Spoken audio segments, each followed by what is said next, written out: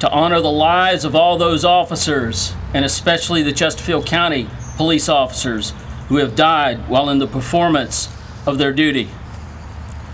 There are no words that can truly capture the emotions that we felt at the time of their deaths. Their loss is a tragedy, but a bigger tragedy would be our failure to come together and honor them and their service. As I stand here at this monument, it brings my mind to three key attributes that they all shared: courage, strength, and dedication.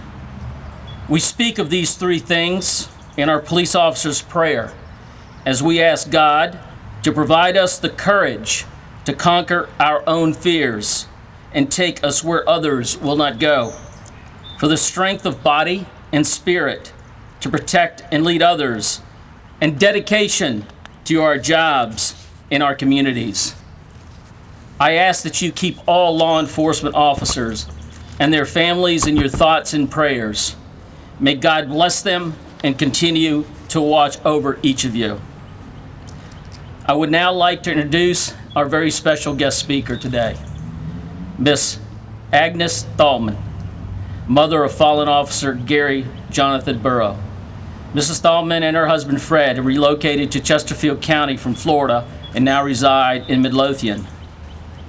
On May the 4th, 2006, we lost Officer Buro when he was shot and killed when he and another officer responded to a domestic disturbance on Toddy Street in Ettrick. Officer Buro had served with the Chesterfield County Police Department for 5 months. He had previously served with the New York City Police Department and the Latana Police Department in Florida. He also served with the United States Marine Corps as a military police officer. I would ask Ms. Thalmann, please come forward for her remarks.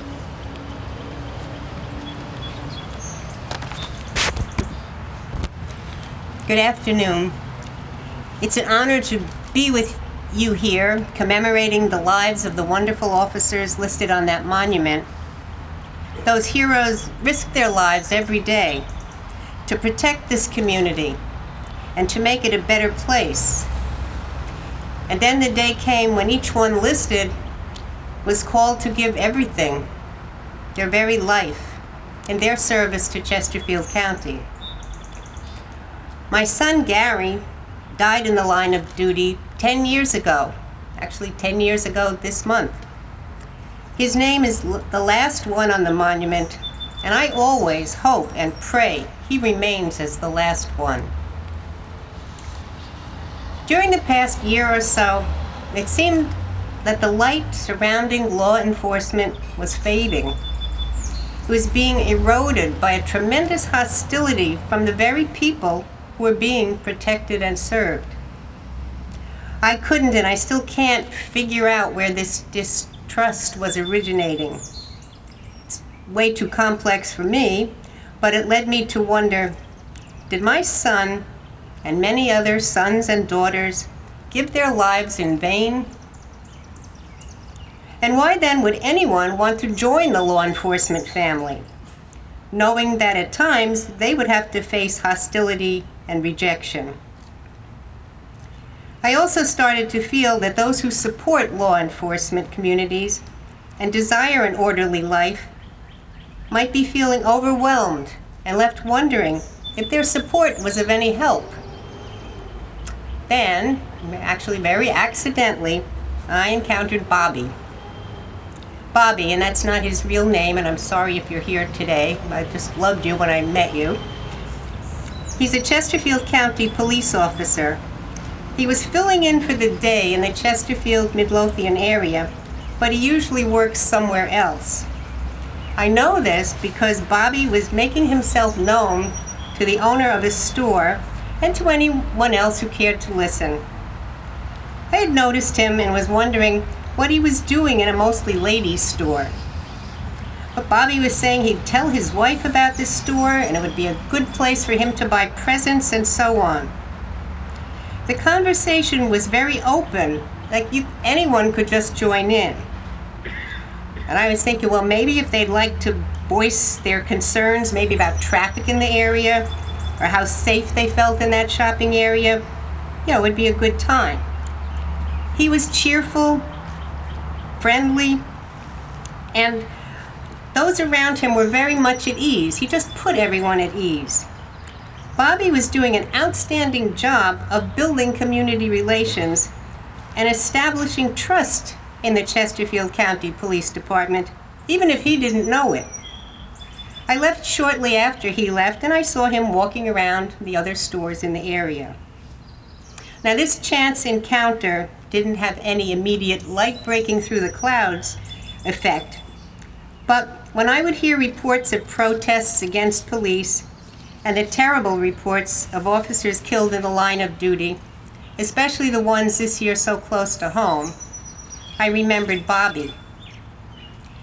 He would be just as aware and affected by these events as I would be, probably even more so, but he stayed right at his post. Then what occurred to me was that if Bobby gets up every day and does his job, and the rest of us, whether civilian or in law enforcement, do our parts, that well-being brought about by an orderly society will continue. This is happening because every police officer is bringing a light for law into the world. And we know when the small lights join together, as in the candlelight vigil in Washington, a greater light is produced. This is all very poetic, and I'm sure officers don't wake up in the morning and think, I'm a light for the world. But each individual officer is extremely important to the service and protection of the community. And I, and many, many others, are completely supportive and extremely grateful that these brave men are working here. A man named Father Keller had as a motto for his organization, the Christophers, "It is better to light one candle than to curse the darkness." And that is precisely what law enforcement members and the many who give them their support are doing. I can see now that my son did not die in vain. Now, due to this nature of police work, there can come a time when an officer will be called upon to give his very life in fulfilling his oath to serve and protect. And we are here today to honor the Chesterfield County officers who valiantly gave over their earthly lights in serving and protecting.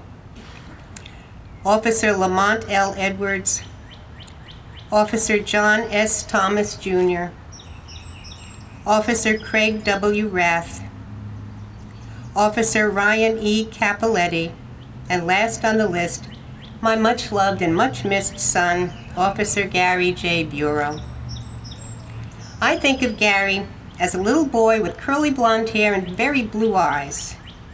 A little boy who determined early in life to be a police officer. I think of him every day.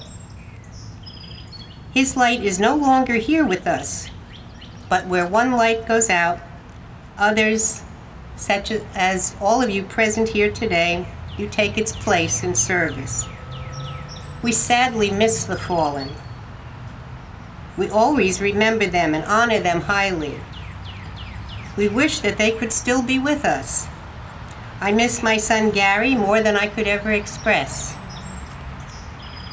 The ceremonies here today show our gratitude and respect for all the fallen. As we know, heroes live forever. We mourn them greatly, but we give thanks to God every day that these brave men existed. Thank you.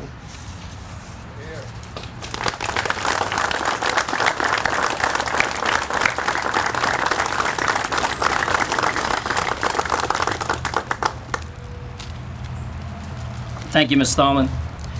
With those remarks, we're going to end our wreath-laying ceremony.